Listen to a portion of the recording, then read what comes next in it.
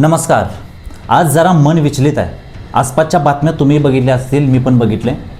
राम मंदिर दानपेटी, आता आदमापूर बाळूमामा दानपेटी, भ्रष्टाचार आणि त्याची अफरातफरी. मला त्यांच्याबद्दल काय बोलायचंच नाही आहे. ते चंपतराय वगैरे कोण असतील, त्यांना किती वाईट सजा व्हावी, म्हणजे काय बोलावं यांच्याबद्दल काय माहिती. म्हणजे ज्या श्रद्धेनं आपले प्रभू रामांचं मंदिर बांधणार आणि त्या मंदिराला आपली कुठेतरी एखादी वीट बसावी, या भावनेनं लोकांनी 5-50 रुपये दिले. त्या रामलल्लाच्या मंदिराला भेट दिल्यानंतर, अयोध्येत गेल्यानंतर, शरयू नदीच्या काठावरती ते तेजाळणारं मंदिर बघितल्यानंतर आणि त्याच्याहूनही विलोभन करणारी त्यांची ती मूर्ती बघितल्यानंतर, स्वतःचं बाळच आहे की काय अशी ती रामलल्लांची मूर्ती पाहिल्यानंतर कुठनाला वाटणार नाही हो खिशामधले एक 5-50 रुपये त्या पेटीमध्ये टाकावं.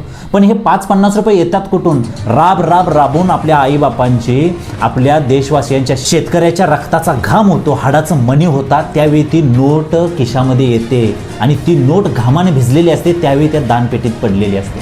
किती मंदिरं भरतात आणि किती बातम्या आल्या तुमच्यासमोर. कशासाठी असते ही दानपेटी?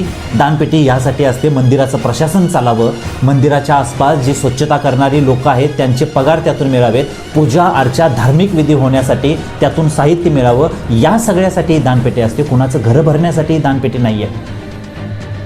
आणि मग तुम्हाला देव कळला का दानपेटीत टाकतोय आपण? हां, दानपेटीत ह्यासाठी टाकतोय की माझे पैसे, मी दिलेले पैसे कुठंतरी चांगल्या सत्कार्याला लागावत, ही भावना ठेवून जर तुम्ही दान करत असाल तर ठीक आहे, माझं त्याच्यावरती म्हणणं काय नाही आहे. पण मी 5-50 टाकल्यानंतर बाळूमामा मला पावेल, प्रभू राम मला पावतील आणि माझ्या आयुष्यात काहीतरी बदल होईल, असा जर तुमचा माइंडसेट असतील तर थांबा, तुम्ही दान करू नका. कारण भगवान श्रीकृष्णाने भगवद्गीतेत सांगितलेलं आहे, योग्य वेळी योग्य माणसाला योग्य ते दान करणं म्हणजे दान आहे. तुकाराम महाराज आपल्या अभंगातून वेळोवेळी सांगत आलेले आहेत, दानच करायचं असेल तर तुमच्या प्रेमाचं दान करा, प्राणीमात्रांच्यावर करा, मुक्या जनावरांच्यावर करा. ज्ञानेश्वर माऊलींनी सांगितलेलं आहे, प्रेम ईश्वरावरती करा, विठ्ठलावरती करा, पांडुरंगावरती करा. आणि आमचं दान कशासाठी होतंय?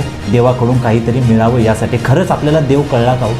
खूप खूप खूप वेगळी गोष्ट आहे देव म्हणजे. लक्षात घ्या, तुमच्या आतमध्ये जी एनर्जी आहे, तुमच्या आतमधली एनर्जी आणि त्याची एनर्जी, ही दोन्ही एक आहे. लक्षात घ्या, तुम्हाला देवाचं दर्शन घेण्यासाठी मंदिरात जायलाच पाहिजे असं काही नाही आहे. तुम्ही जी पूजा अर्चा करताय, लोक पूजा अर्चा करतायत, ही पूजा अर्चा केल्यानंतरच देव मला पावतोय असं काही नाही आहे. तुम्ही आत्ता जे काम करताय ते काम प्रामाणिकपणे करणं म्हणजे खऱ्या अर्थानं देवाची पूजा. ते दान आहे ते कुठल्या तरी गरीबाला, कुठल्या तरी पोराला एखादी वस्तू, शालेय वस्तू घेण्यासाठी, गरीबाचं पोट भरण्यासाठी एक माझं 10-50 रुपये खर्च झालं आणि त्याच्या मनामध्ये आनंदाच्या लहरी उठल्या, प्रेमाची भावना उठली, ती खरी आपली पूजा आहे, ती खऱ्या अर्थानं आपली श्रद्धा आहे.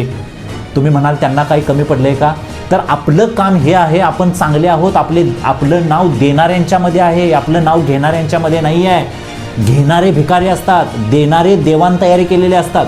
मग देणाऱ्यांना तयार यासाठी केले की ईश्वराने ही सृष्टी निर्माण केलेली आहे, या सृष्टीमध्ये जे दीनदुबळे आहेत त्या दीनदुबळ्यांची मदत करा आणि ईश्वराची ही सृष्टी आनंदानं पुढे चालवा.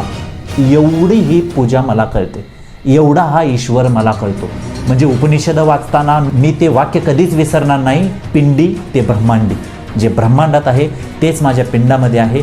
मला देव कसा पाहिजे ती माझी भावना आहे. बाकीच्याने कुणी मला सांगायचं नाही की देव नेमका कसा आहे.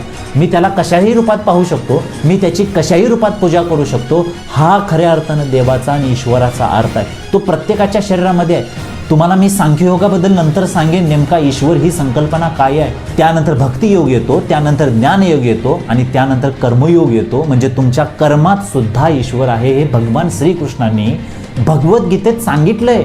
मग त्यांनी सांगितलेल्या मार्गावर आपण चालण्यापेक्षा कुणीतरी मला सांगतोय, भोंदूगिरी करायला लावतोय, त्या भोंदूगिरीच्या मार्गावरती मी जाईन का? आणि यामुळंच, या अशा गोष्टींमुळंच आपला धर्म बाद व्हायला लागला आहे, आपली संस्कृती बाद व्हायला लागलेली आहे. नको ती लोक आपल्या धर्मावरती टीका करायला लागलेले आहे. आपल्याला मात्र गप्प बसावं लागतंय.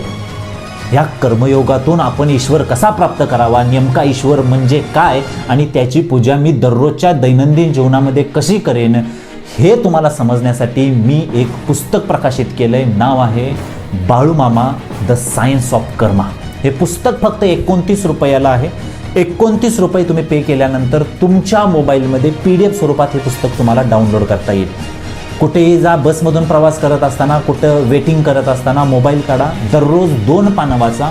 मी तुम्हाला शब्द देतो, पुस्तक वाचायला सुरुवात केल्यापासून शेवट होईपर्यंत तुम्हाला ते पुस्तक हातातून ठेवू वाटणार नाही, इतकं जबरदस्त पुस्तकाची रचना केलेली आहे. हे आता मी सांगत नाही आहे मी लिहिलं म्हणून, मला रिव्ह्यू आलेले आहेत, त्या रिव्ह्यूबद्दल मी तुम्हाला सांगतो. डिस्क्रिप्शनमध्ये माझा मोबाईल नंबर दिलेला आहे, मला व्हॉट्सअप करू शकताय आणि लिंकही दिलेले आहेत. डायरेक्ट तुम्ही लिंकवरती जाऊन हे पुस्तक खरेदी करू शकता. बाळूमामा भक्त असणाऱ्या प्रत्येकानं हे पुस्तक वाचावं. ईश्वर म्हणजे काय हे अजूनही ज्यांना कळलेलं नाही त्या प्रत्येकानं हे पुस्तक वाचावं आणि सदसद विवेक बुद्धीनं विचार करावा. कुठल्याही अंधश्रद्धेला बळी पडू नका. मी तुम्हाला असं म्हणत नाही आहे की दान करू नका, दान केलं पाहिजे. दान केल्यानंतरच माणूस माणूस म्हणून जगत असतो. माणूस जन्माला येताना प्राणीच असतो, संस्कारांनं तो मनुष्य बनतो. दान करा, पण श्रीकृष्णांचं वाक्य लक्षात ठेवा, योग्य व्यक्तीला योग्य वेळी योग्य तेवढंच दान केलं पाहिजे. एवढं जरी लक्षात ठेवला तर त्या दानाला तुमचा अर्थ प्राप्त होईल. आणि इथून पुढं सदसद विवेक बुद्धीनं विचार करूया. आपल्याला आपला धर्म, आपली संस्कृती दोन्हीही टिकवायचे आहे आणि हे नष्ट होण्यासाठी खूप लोक प्रयत्न करायला लागलेले आहेत. त्या लोकांच्या प्रयत्नांना बळ देऊ नका. एवढं आज जरी समजलं तरी पुष्कळ आहे. धन्यवाद.